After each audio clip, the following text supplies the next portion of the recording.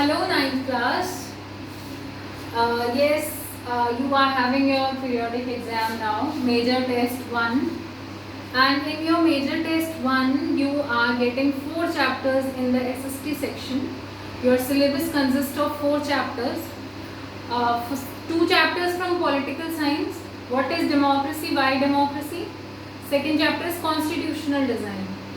उसके बाद हिस्ट्री में आ रहा है फ्रेंच रेवोल्यूशन, सबसे बड़ा और इम्पोर्टेंट चैप्टर है फ्रेंच रेवोल्यूशन। 24 पेजेस का चैप्टर है, सो काफ़ी कंटेंट है, हमने बहुत डीपली इसको पढ़ा है अच्छे से। और जो हमारी गूगल मीट पे क्लास हुई, आई एम हाईली सेटिस्फाइड। बच्चे इतनी जल्दी आंसर कर रहे थे कि बहुत अच्छा लग रहा था। ठीक है, so I am really proud of you, whatever you efforts you are doing. History जब इतना अच्छे से कर सकते हो, हिस्ट्री को सबसे बोरिंग पार्ट माना जाता है एसएसटी का, but your efforts, your trials, your work, it was so proper that I want to appreciate it. Okay, you guys really did very well. अगर इतने एफर्ट्स हिस्ट्री में कर सकते हो तो बाकी सब्जेक्ट्स में भी करो। ठीक है, जहाँ पे भी कोई डाउट होता है उसे पूछने से हेजिटेट मत करो। You can ask the doubt even 10 times, but clear your concept. So in the last class we have discussed what is democracy, why democracy. कुछ उससे short questions मैं बना के आपसे पूछती हूँ। मेन पार्टी ऑफ चाइना की कौन सी है? Main party of China which allowed the people to contest the elections. कौन सी पार्टी चाइना की परमिशन देती थी लोगों को इलेक्शन लड़ने के लिए? Communist party of China. Which party? Communist party of China. Okay, Parvez Musharraf ने खुद को रेफरेंडम से प्रेसिडेंट कब बनाया था? 2002। कब बनाया था? 2002। 2 क्वेश्चन हो गए। अच्छा, 2002 में जब खुद को प्रेसिडेंट बनाया तो रेफरेंडम से, तो उन्होंने एक ऑर्डर निकाला था, लीगल फ्रेमवर्क ऑर्डर। एक ऑर्डर पास किया था प्रेसिडेंट होने के नाते, और उन्होंने उसमें अपनी पावर्स को इंक्रीज कर दिया था कि जो प्रेसिडेंट है देश का, वो नेशनल असेंबली और स्टेट असेंबली दोनों को जब चाहे डिसमिस कर सकता है। तो अगर आपसे क्वेश्चन में पूछा जाए that according to the legal framework order released by Parvez Musharraf, which assembly the president can dismiss? कौन सी असेंबली को प्रेसिडेंट डिसमिस कर सकता था उस ऑर्डर के अकॉर्डिंग? नेशनल असेंबली को, स्टेट असेंबली को, या दोनों को, या किसी को नहीं? दोनों को, both A and B. According to the legal framework order released by Pervez Musharraf in 2002, the president can any time dismiss the state assembly as well as the national assembly. ठीक है? Okay. लीगल फ्रेमवर्क ऑर्डर बता दिया, परवेज मुशर्रफ किसको dismiss कर सकते थे। Zimbabwe में कौन सी पार्टी थी जिसने मेनली स्ट्रगल लड़ा था? ज़ानू पीएफ। उसके लीडर कौन थे? Robert Mugabe. ठीक है, डेमोक्रेसी के क्या क्या फीचर्स होते हैं हमने देखा था। सबके लिए इक्वल वोटिंग राइट्स होने चाहिए, 1 vote 1 value, 1 person 1 vote 1 value. Free and fair elections होने चाहिए। पावर किसके हाथ में होनी चाहिए? जिनको लोगों ने लीडर चुना है, लोगों ने वोट देके उन्हें लीडर बनाया है, उनके हाथ में रियल पावर होनी चाहिए। डिग्निटी ऑफ सिटीजन्स मेंटेन रहनी चाहिए, रिस्पेक्ट ऑफ सिटीजन्स मेंटेन रहनी चाहिए। थे डेमोक्रेसी के फीचर्स। सो वो चैप्टर कंप्लीट है और आप सबको अच्छे से समझ भी आया है। आई होप आप सबको अच्छे से समझ में आया है। And the way you have answered the questions in the meeting, I am pretty sure that you guys have understood. Merits और डीमेरिट्स डेमोक्रेसी के कैसे डिसाइड करते हैं? सिटीजन्स के पर्सपेक्टिव से। कोई भी चीज सिटीजन्स के लिए कितनी अच्छी है या कितनी डेवलपमेंटल है, वो मेरिट होगा, और सिटीजन्स के लिए कितनी डिटोरिएटिंग है, कितने नुकसान है उस चीज के, उस चीज से डीमेरिट डिसाइड होगा। Now I am telling you 2-3 statements that the government in a democracy changes with time, this leads to instability. Democracy में सरकार वक्त के साथ जल्दी जल्दी बदलती रहती है, इससे अस्थायीता आती है देश में। तो क्या ये मेरिट है या डीमेरिट है? This is a demerit. लेकिन क्योंकि हम बार बार बदल सकते हैं डेमोक्रेसी में सरकार को, तो अगर हमसे गलती हुई है we can correct our own mistakes and next time we will not vote for that party. Is this a merit or demerit? It is a merit. When we can correct our own mistake, that is a merit. Democracy में रह के conflicts नहीं होते क्योंकि सबके interest का ध्यान रखा जाता है. दिस इज अ मेरिट और डीमेरिट? मेरिट. तो सिटीजन्स के पर्सपेक्टिव से देखोगे जो भी नागरिकों के लिए सही है वो मेरिट है, जो नागरिकों के लिए गलत हो रहा है वो डीमेरिट है. ठीक है. That chapter is completed. Now on your high request, क्योंकि आप लोग चाहते थे कि मैं फ्रेंच रेवोल्यूशन को रिवाइज करवाऊं, फ्रेंच रेवोल्यूशन के क्वेश्चंस करें हम, तो आज फ्रेंच रेवोल्यूशन के क्वेश्चन करते हैं. आज मैं आपको इस वीडियो में पूरा फ्रेंच रेवोल्यूशन रिवाइज करवाऊंगी. सो मे भी हो सकता है कि आपका थोड़ा सा ज़्यादा टाइम ले लूँ, बट प्लीज़ आप इस वीडियो को अच्छे से देखेंगे. एक लेक्चर में आपका पूरा चैप्टर रिवाइज हो जाएगा आज. ठीक है. पहला टॉपिक है French society in 18th century. France का समाज कैसा था 18वीं शताब्दी में? 18th सेंचुरी का मतलब है 1700 से लेके 1799. जो सेंचुरी चल रही होती है, सेंचुरी कब बनती है? क्रिकेट में सेंचुरी कब बनती है? जब प्लेयर 1 रन से 100 मारता है. तो ऐसे ही सेंचुरी यहाँ पे कब होगी? जब 1701 से 1800 आएगा, तो वो होती है 18th सेंचुरी. इसमें कंफ्यूज मत होना कभी भी. अब 18th सेंचुरी में फ्रेंच सोसाइटी कैसी थी? देखो, 1774 में लुइस 16 वहां के राजा बने थे. ये कौन सी फैमिली से बिलोंग करते थे? Bourbon family.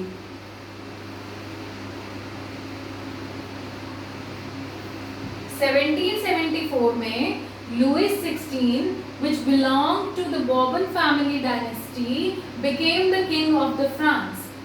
When he became the king of the France, he found the treasure empty. उन्हें ज़्यादा पैसा, ज़्यादा धन दौलत वहाँ की सोसाइटी में नहीं मिली थी, लेकिन 1 बिलियन लिवर का डेप्ट मिला था. लिवर क्या है? वहाँ की करेंसी है. जैसे रुपीस इंडिया की करेंसी है, लिवर फ्रांस की करेंसी. 1 बिलियन लिवर का उन्हें कर्जा जरूर मिला था. अब फ्रेंच सोसाइटी कितने स्टेट्स में डिवाइडेड थी? 3 स्टेट्स. ये बहुत इंपॉर्टेंट क्वेश्चन है, मैं आपसे पूछ सकती हूँ एमसीक्यू में. In how many parts was the French society divided?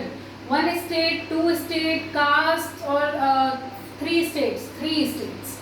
3 states will be the right answer. And what are the 3 states? First state was clergy. Second state was nobility. And the third state were peasants, artisans, middlemen, etc. First state में आते थे क्लर्जीज. Clergy कौन होते थे? जो church के main person होते थे. जैसे अगर कोई हिंदू धर्म का देश है तो वहाँ पे मान लो ब्राह्मण और पंडित को फर्स्ट स्टेट दे दिया जाए. ऐसे ही फ्रेंच सोसाइटी में फर्स्ट स्टेट था क्लर्जीज के पास. क्लर्जी होते थे the main person of the church. Second state was nobility, जिनको बाय रैंक, बाय बर्थ एक शाही इंसान का दर्जा मिला हुआ है, नोबिलिटी. यहाँ पे थर्ड स्टेट में कौन आ जाएंगे? किसान, मजदूर, टीचर्स, लॉयर्स, सब बाकी के जो बच गए वो कहाँ पे आ जाएंगे? थर्ड स्टेट में. हाईएस्ट पोजीशन किसकी थी? क्लर्जीज. लोएस्ट पोजीशन थर्ड स्टेट की. ठीक है. थर्ड स्टेट के साथ सबसे बड़ी प्रॉब्लम क्या थी? कि जो सारा टैक्स था वो इनसे लिया जाता था. The biggest problem or the biggest issue the third state was facing, that all the tax was collected from the third state. अब अगर मैं आपसे पूछूं कि ऐसा कौन सा फायदा था जो फर्स्ट और सेकंड स्टेट को मिल रहा था? सबसे बड़ा फायदा या सबसे बड़ी खुशी की बात फर्स्ट और सेकंड स्टेट के लिए क्या थी? They were exempted from paying taxes.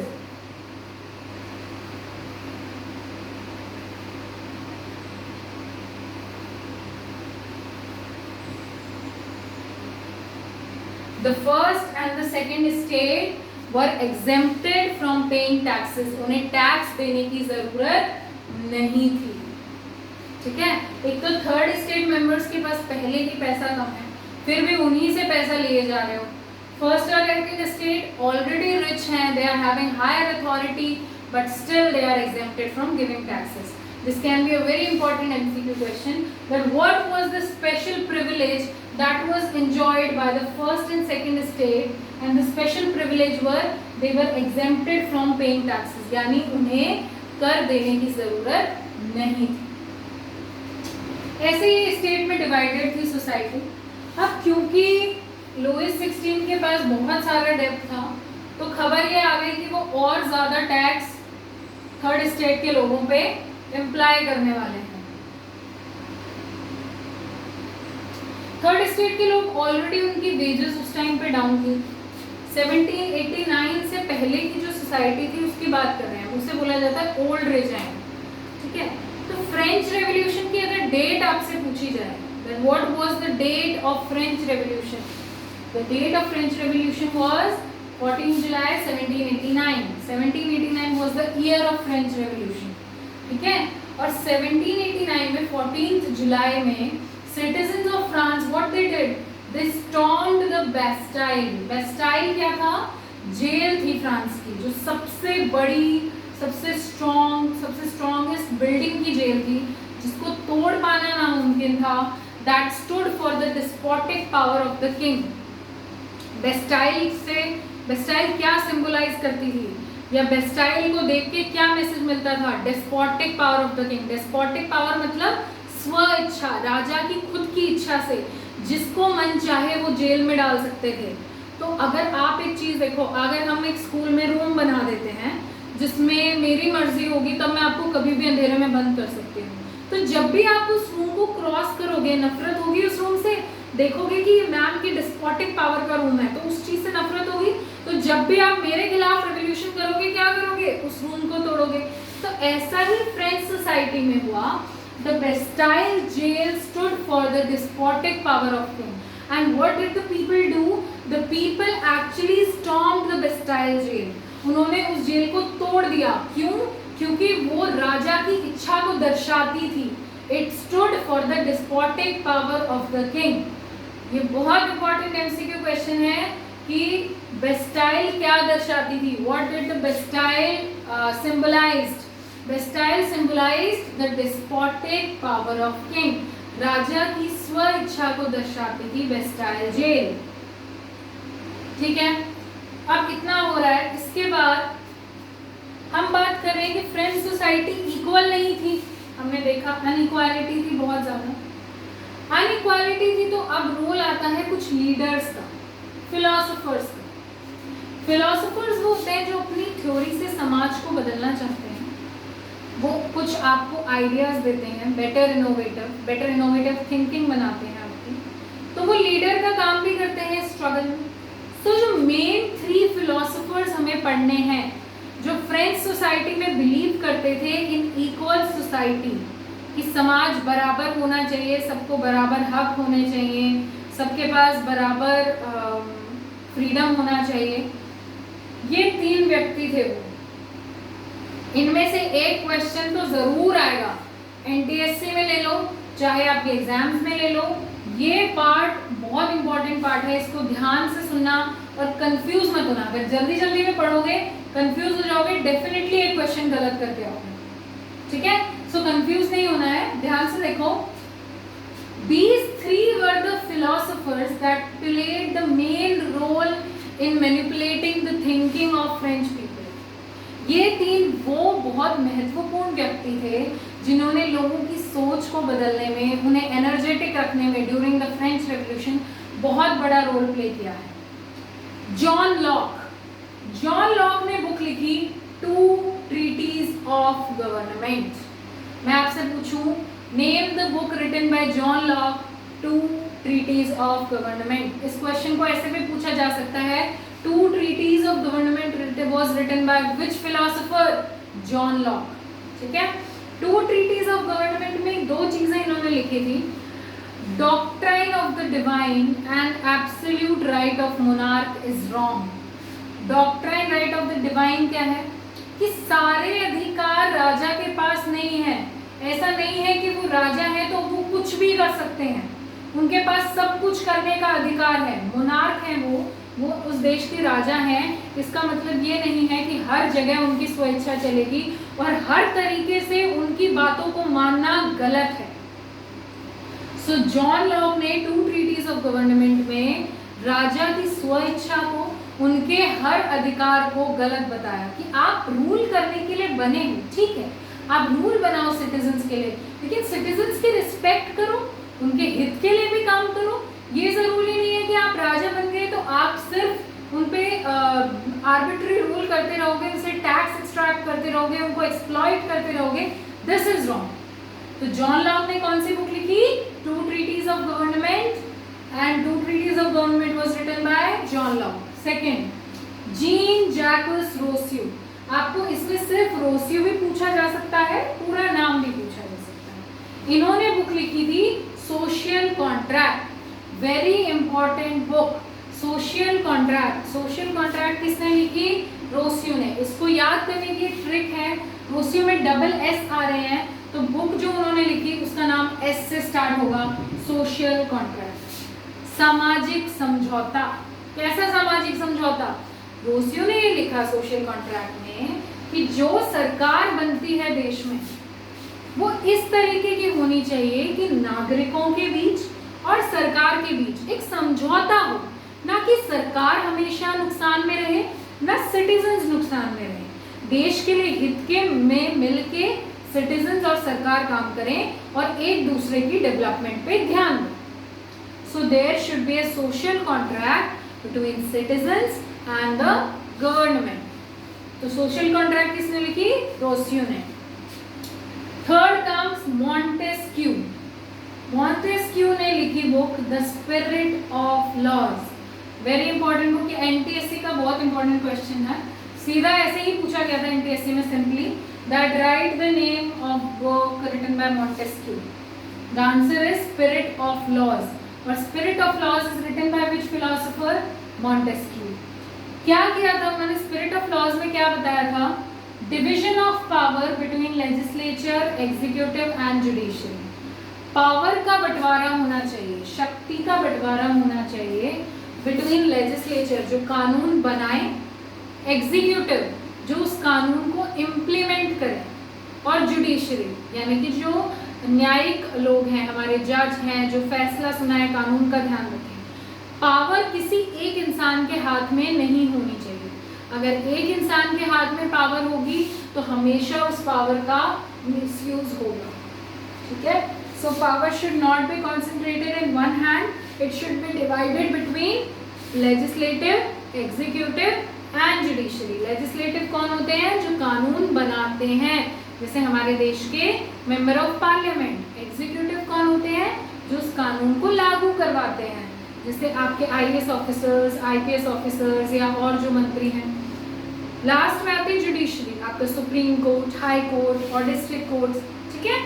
सो अगर मैं आपसे क्वेश्चन एमसीक्यू में ऐसे पूछूं that in which book the division of power is explained, कौन सी किताब में शक्ति का बंटवारा दर्शाया गया है? The spirit of laws. और कौन सी बुक जो स्पिरिट ऑफ लॉज जिसमें डिवीजन ऑफ पावर दिया गया वो किसने लिखी है? मॉन्टेस्क्यू ने. सो ये 3 बहुत इंपॉर्टेंट पॉइंट्स हैं. इनमें से एक क्वेश्चन डेफिनेटली आता है बोर्ड्स में, एनटीएससी में, आपके एग्जाम्स में, तो इनको बहुत ज़रूर पढ़ लेना. 5 सेकेंड्स के लिए बोर्ड देखो, अगर कोई डाउट है देन टेल मी.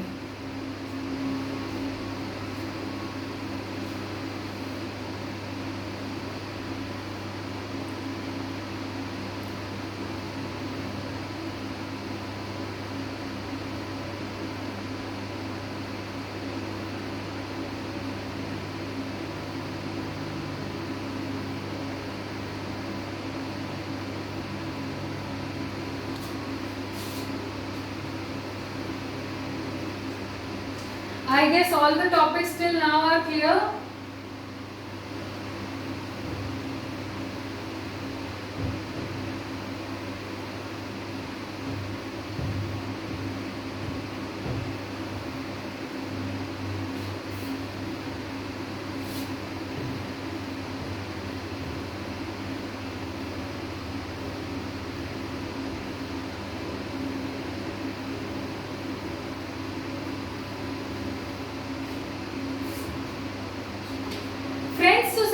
कंडीशन 1789 में बहुत खराब। उस टाइम पे पॉपुलेशन बहुत ज़्यादा इंक्रीज हो गई थी, from 23 million to 28 million.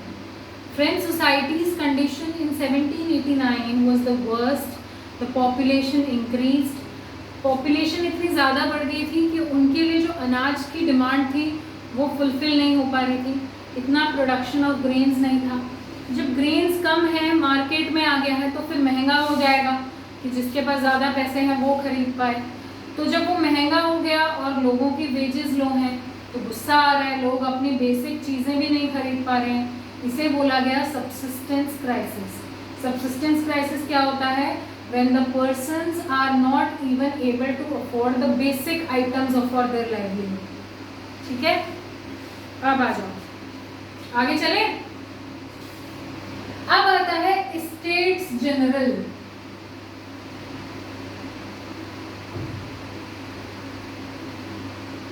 What is states general? States general एक ऐसी पॉलिटिकल बॉडी थी जिसमें तीनों स्टेट्स के मेंबर आते थे। Members of all the three states were comprised or were placed in States General। राजा जो था वो खुद से टैक्स नहीं बढ़ा सकता था, उसे स्टेट्स जनरल की अप्रूवल लेनी पड़ती थी।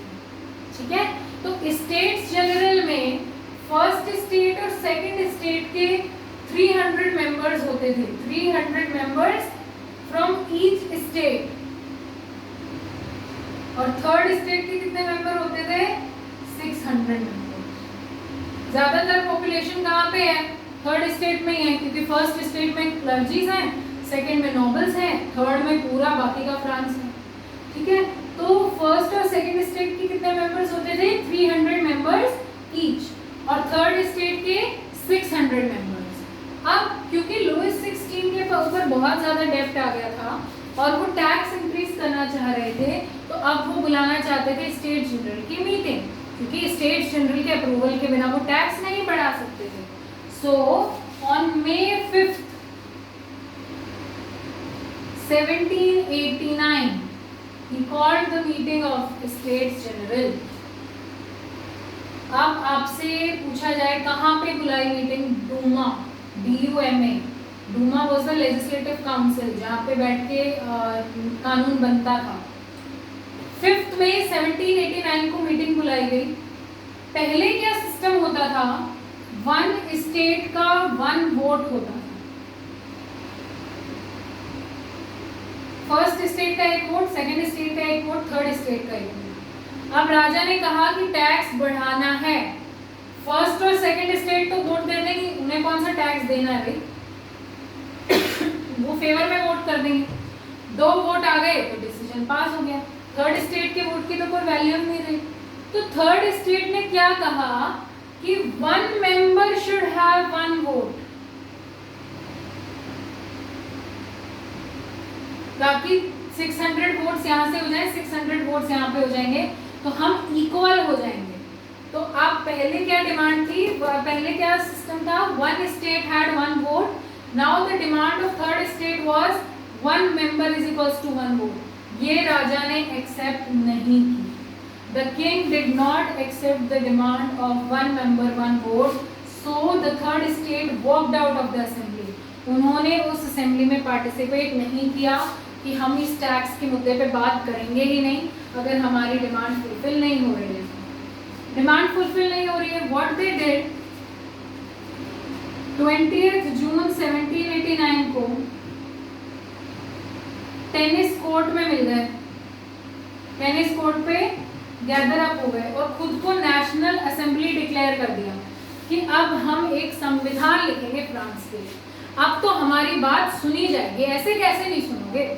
तो now we will write the constitution, और उस संविधान में राजा की पावर्स को हम कम करेंगे। All the powers should not be in the hand of the king, so we will write the new constitution। now we are the now third state members। इस assembly में सिर्फ थर्ड स्टेट मेंबर्स थे, क्योंकि वो assembly से walked out कर गए थे।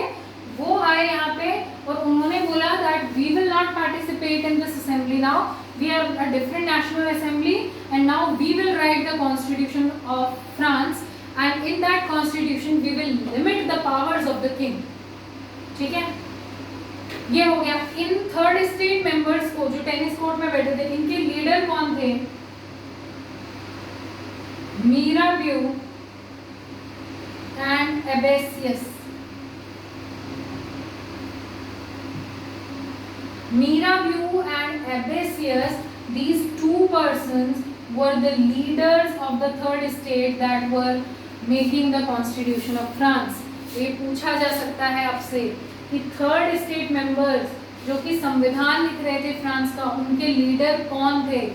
Mirabeau and Abesius. Mirabeau and Abesius were the leaders of third state people that were making the constitution of France. यहाँ से एक इम्पोर्टेंट क्वेश्चन समझ में आ गया, ठीक है। इन लोगों ने संविधान लिखा। Finally 4 August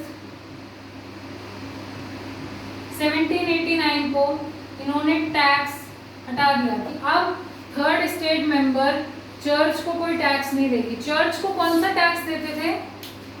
teeth, TITHE, teeth. Teeth was the tax that was collected by the church or the clergy from third state people. Third state के जो लोग थे वो चर्च को, क्लर्जी को एक टैक्स देते थे जिसका नाम था टिथ, ठीक है। वो टैक्स अब नहीं लिया जाएगा, चर्च और नॉबिलिटी कोई टैक्स हमसे नहीं ले सकती। Finally in 1791 France became a constitutional monarchy.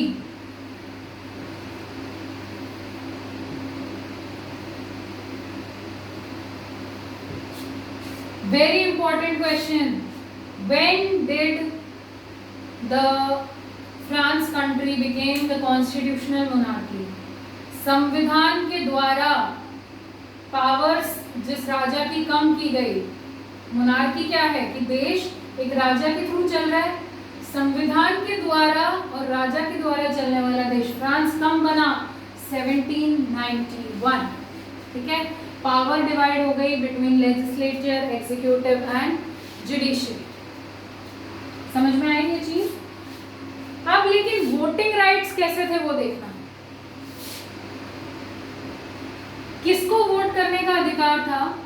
जो टैक्स देता हो is equals to 3 days wages of a labourer.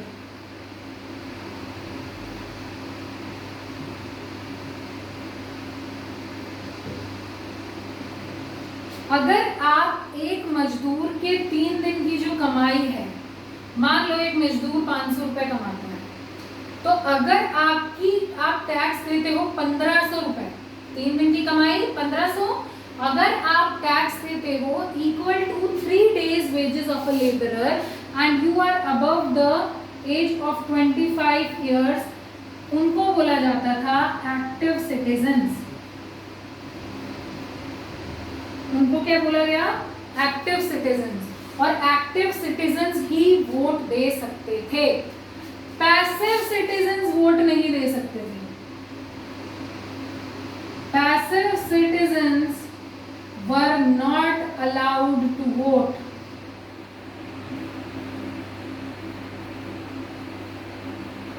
Passive citizens में कौन आए?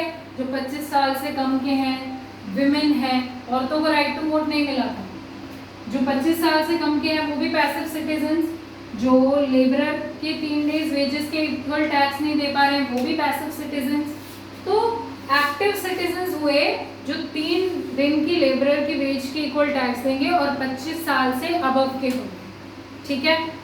ये एक्टिव सिटीजन्स हुए। अब ये लोग भी डायरेक्टली नहीं चुनेंगे, ये चुनते थे इलेक्टर्स को। 50,000 लोगों को चुनेंगे जिन्हें बोला गया इलेक्टर्स। फिर वो इलेक्टर्स उन 725 लोगों को चुनते थे। ये एक्टिव सिटीजन्स 50,000 इलेक्टर्स को चुनते थे। ये 50,000 इलेक्टर्स फिर 725 मेंबर्स को चुनते थे। सो अगर आपसे पूछा जाए that in 1791 did everyone got the right to vote, क्या 1791 में सबको राइट टू वोट मिल गया था? नहीं। इन 1791 everyone did not got the right to vote. Only the active citizens got the right to vote. Passive citizens comprised of millions of men below the age of 25 years and who did not give the tax of equal to 3 days wages, and women were not allowed to vote. ठीक है, ये पूरा voting system हो गया. अब इसके बाद 1791 में राजा ने ये सब मान लिया. ठीक है, तुम करो ये, मैं एग्री कर रहा हूँ, गुस्सा मत करो, जेल वेल मत तोड़ो, मैं एग्री हूँ. लेकिन राजा तो शाणे थे ही, इनको बोल दिया मैं मान गया हूँ, माने नहीं. सीक्रेट नेगोशिएशन में चलते रहे ऑस्ट्रिया एंड प्रूशिया के साथ. जो दूसरे देश थे उनके साथ सीक्रेट नेगोशिएशंस करते रहे कि ठीक है तुम लोग मेरा साथ दो, इन लोगों को हम हटा देंगे. ये बात पता चल गई नेशनल असेंबली को. ऐसे कैसे हटा देंगे? ठीक है, नेशनल असेंबली को पता चल गई. अब इन्होंने क्या किया कि हमें लुईस 16 को हटाना है. सो इन 1792, 21 September 1792, France became a republic country. Republic का मतलब क्या होता है कि जो देश का हेड होगा, the head of the country will be the person elected by the people. जो देश का हेड है वो व्यक्ति होना चाहिए जिसको सिटीजन्स ने चुना है. That is known as republic country. So finally republic कब हुई फ्रेंच सोसाइटी? 21 September 1792. ठीक है, जो नई इलेक्टेड असेंबली थी उसका नाम क्या था? कन्वेंशन. ठीक है, फ्रांस का नेशनल एंथम क्या है? मार्सलेस. क्योंकि जब ये 1792 में उनको पता चला था कि वो प्रूशिया ऑस्ट्रिया के साथ नेगोशिएशन कर रहे हैं, तो फ्रांस सोसाइटी की और दूसरे देश के बहुत सारे लोग आर्म फोर्सेस की तरह मार्च करने लगे थे. ठीक है, जब वो मार्च कर रहे थे तो वो एक सॉन्ग गा रहे थे, patriotic song, that was Marseillaise. और आज की डेट में Marseillaise is the national anthem of France. So if I ask you the question that what is the national anthem of France, it is Marseillaise. And who wrote the song Marseillaise? Marseillaise को किसने लिखा है? Robert de आइल. ISLE है वो, उसको isle मत बोलना. It is Robert de oil.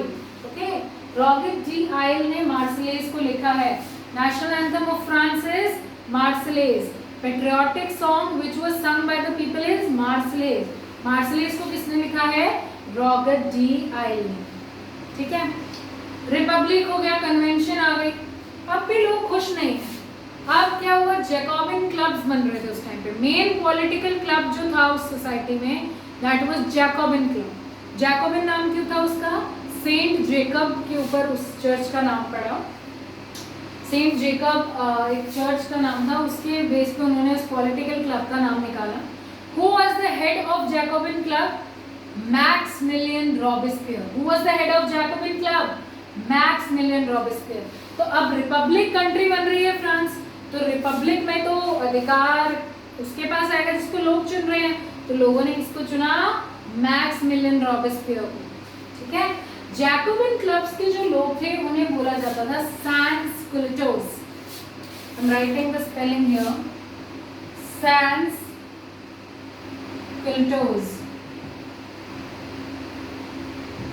The people of the Jacobin clubs were also referred as sans-culottes. Sans-culottes का मतलब क्या था? Without knee breeches. जो क्लर्जी और नोबलमैन थे वो जो पैंट पहनते थे उसके ऊपर नी ब्रीचेस लगाते थे. तो नी ब्रीचेस ना लगाना किसका रोल था? थर्ड स्टेट का. थर्ड स्टेट नी ब्रीचेस नहीं लगाते थे, इसलिए उनको बोला जाता था सैंस-कुलेटोस. सो ये क्वेश्चन पे आपसे पूछा जा सकता है, what was the other name of member of Jacobin clubs? Sans-culottes. ठीक है, उन्होंने मैक्समिलियन रॉबेस्पियर को चुना. मैक्समिलियन रॉबेस्पियर का जो टर्म था वो था 1793 टू 1794. वो भी रेन ऑफ टेरर था. लोगों ने क्या सोचा था? अच्छा किया है हमने मैक्समिलियन रॉबेस्पियर को चुन के, now we will get some basic rights, हमें फ्रीडम मिलेगी, लिबर्टी मिलेगी, इक्वालिटी मिलेगी. ऐसा कुछ नहीं हुआ. वो भी बहुत सारी चीज़ों पे बाय वेरी डिक्टेटिव अथॉरिटी बहुत ही अत्याचार करने लगे लोगों पे. जो चर्चेस थे वो बंद करा दिए, बैरक्स बना दिए, और कुछ चीज़ें उन्होंने सही भी की थी, लेकिन बहुत ही अथॉरिटेटिव रूल था. इतने ज़्यादा स्ट्रिक्ट हो रहे थे वो कि उनके खुद के फॉलोअर्स जो थे वो उनके साथ नहीं थे. कि इतनी स्ट्रिक्ट पॉलिसी तो चाहिए नहीं थी, ठीक है। तो 1793 से 1794 तक मैक्सिमिलियन रॉबिस्पियर का टाइम था और उसे बोला जाता है रेन ऑफ टेरर। 1794 में उन्हें भी हटा दिया गया। फिर जो 5 लोगों की इलेक्टेड असेंबली आई जो फ्रांस को रूल करने वाली थी, अब मोनार्की ने रूल कर लिया, खत्म, रिपब्लिक ने रूल कर लिया, खत्म। अब किसका रूल आने वाला था? डायरेक्टरी। 5 मेंबर्स थे, उनको क्या बोला गया? डायरेक्टरी। अब डायरेक्टरी रूल करेगी फ्रांस को। क्या डायरेक्टरी प्रॉपरली रूल कर पा रही थी? नहीं। क्यों नहीं कर पा रही थी? क्योंकि जो लोग डायरेक्टरी को चुन रहे थे, उन 5 मेंबर्स को, वो चाहते थे कि डायरेक्टरी हमारे हिसाब से काम करे। डायरेक्टरी चाहती थी हम अब अपने हिसाब से फैसला लेंगे, आप कौन होते हैं? क्लैशेस रहे इनके बीच में, डायरेक्टरी भी फेल हो गई।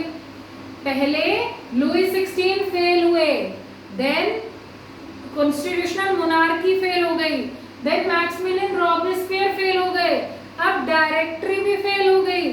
तो अब आते हैं मेन राजा नेपोलियन बोनापार्टे।